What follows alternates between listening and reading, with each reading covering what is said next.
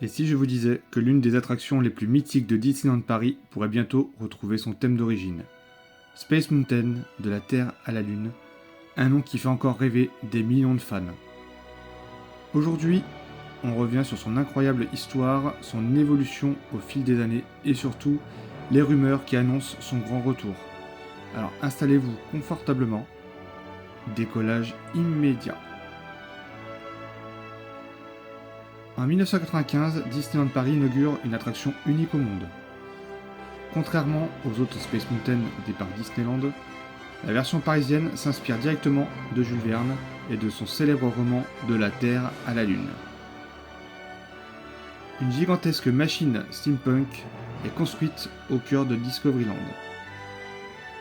Le visiteur ne monte pas dans une fusée moderne, il est propulsé vers la Lune grâce au célèbre canon Columbiad. Une idée totalement folle mais absolument magique. C'est une attraction révolutionnaire pour son époque. À son ouverture, Space Mountain impressionne immédiatement. Premier grand 8 Disney avec inversion, lancement par canon, décor incroyablement détaillé, musique orchestrale et effets lumineux avec ses météorites, ainsi que la Lune, tout est pensé pour raconter une véritable aventure. Ce n'est pas seulement un roller coaster, c'est un voyage. Construit par l'entreprise néerlandaise Vekoma, ce coaster custom que beaucoup considèrent encore aujourd'hui comme une version de cette meilleure attraction jamais créée à Disneyland Paris. Son ambiance steampunk, son histoire ainsi que sa musique, avec bien sûr le bruit inimitable de son incroyable canon, même la file d'attente faisait partie de l'expérience. Chaque détail racontait une aventure imaginée par Jules Verne. Une partie aussi importante au succès de cette première version, et cette mythique version bien sûr, c'est forcément la musique. La musique originale de l'attraction du Space Mountain de la Terre à la Lune à Disneyland Paris a été composée par Steve Branson. Elle se divise en plusieurs parties qui suivent le voyage du train.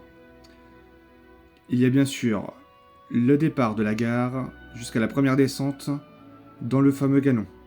Il s'effectue en 2 temps, avec une adrénaline qui monte, suivant bien sûr l'ensemble de cette partition mythique, le boom que tout le parc entend, en tout cas dans la zone de Discoveryland, et c'est parti pour le voyage. Nous entrons dans le dôme avec la première partie qui se clôturera par un loop, donc incliné, et qui finit directement sur la première section du météorite. La deuxième, encore plus épique au niveau de cette musique mythique, ce sera le corkscrew. Ensuite, nous passons sur la partie de la montée du lift dernier avec la célèbre lune de Georges Méliès. Et ensuite, nous descendrons avec le fer à cheval, dernière inversion, la troisième, qui se clôturera par un retour dans l'atmosphère aimantée par l'électro de Velocitor. C'est une musique à la perfection qui nous manque chaque jour pour tous les fans qui ont adoré et aimé cette première version de Space Mountain. Et malheureusement, en 2005, Disney décide de moderniser l'attraction. Elle devient Space Mountain Mission 2. L'objectif est de proposer une aventure plus dynamique vers les confins de l'univers. De nouveaux effets sont installés, une nouvelle bande son apparaît, les étoiles remplacent progressivement l'univers de Jules Verne, les avis des visiteurs sont bien sûr partagés. Certains adorent, d'autres regrettent déjà de la Terre à la Lune. C'est une version plus hybride, plus grand public, plus moderne, avec des effets peut-être de meilleure qualité, mais le charme n'est pas là, le charme est rompu, et malheureusement, beaucoup seront orphelins de notre version de notre Space Mountain unique en son genre. En 2017, encore un changement.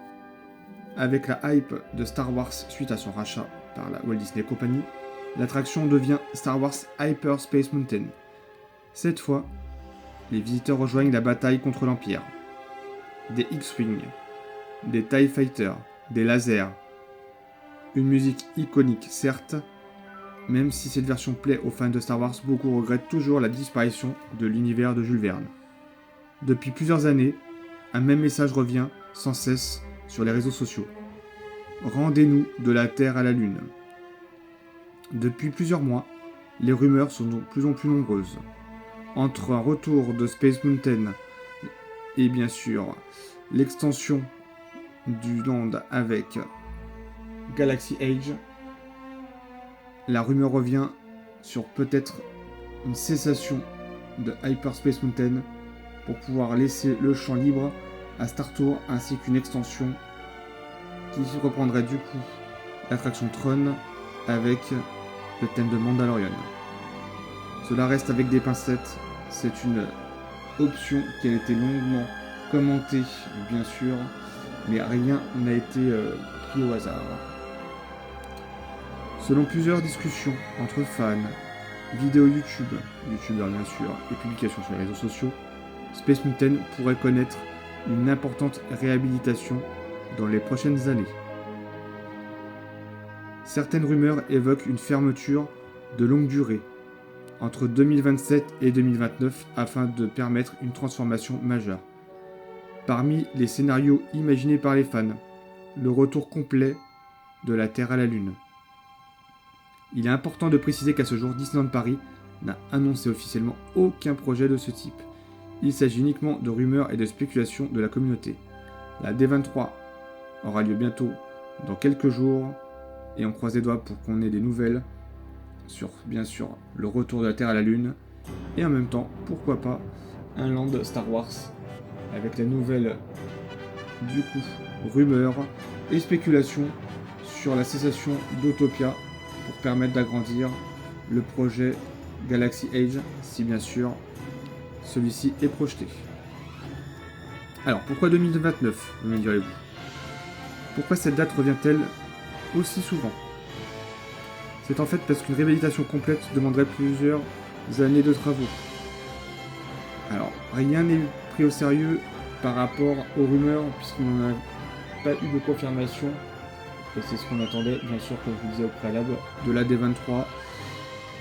Ça serait au top qu'on puisse avoir un retrack complet de l'attraction, même si techniquement cela soulève beaucoup de questions avec la fermeture du dôme. Un nouveau looper Vekoma avec nouvelle génération de nouveaux rails et de nouveaux trains, même si les trains MK1212 sont récents sur notre version de Space Mountain, pourra redonner un intérêt majeur et global et rendre gloire à cette attraction qui a tiré une épine du pied de la Walt Disney Company et surtout d'Euro Disney à l'époque, qui a relancé l'amour pour ce parc par rapport aux fans du monde entier et des Français.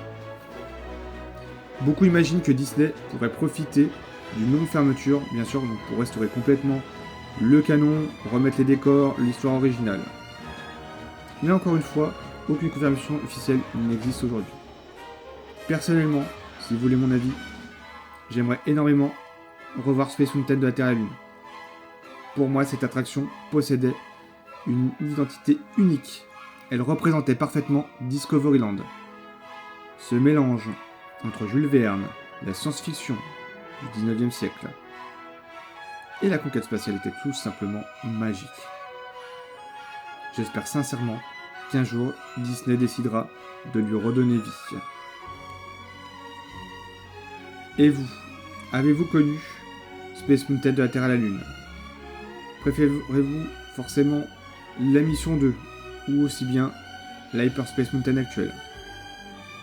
Pensez-vous que le retour de la version originale est possible d'ici 2029? Dites-moi votre avis dans les commentaires. Et si cette vidéo vous a plu, comme d'habitude, pensez à laisser un pouce bleu, à vous abonner, activer la cloche. C'est gratuit et ça me fait énormément de plaisir de pouvoir vous lire, de vous répondre et de faire grandir la chaîne pour d'autres vidéos de qualité. On espère très bientôt passer la barre des 100 abonnés. A très bientôt pour une nouvelle plongée dans l'histoire de Disneyland Paris et d'autres parcs. Et d'ici là, ridez bien.